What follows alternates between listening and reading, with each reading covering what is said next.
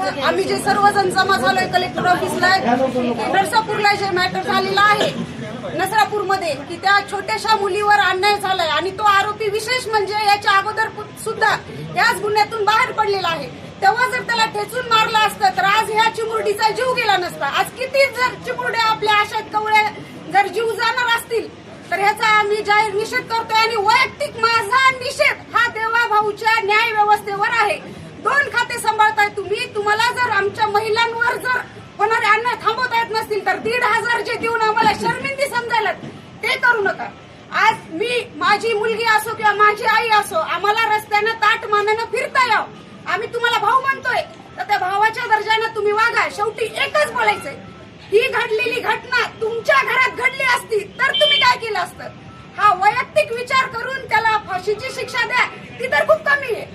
त्यांना जे त्या लेकरासोबत दुष्कृत्य केलंय त्या पद्धतीची ती त्याला शिक्षा भेटली पाहिजे.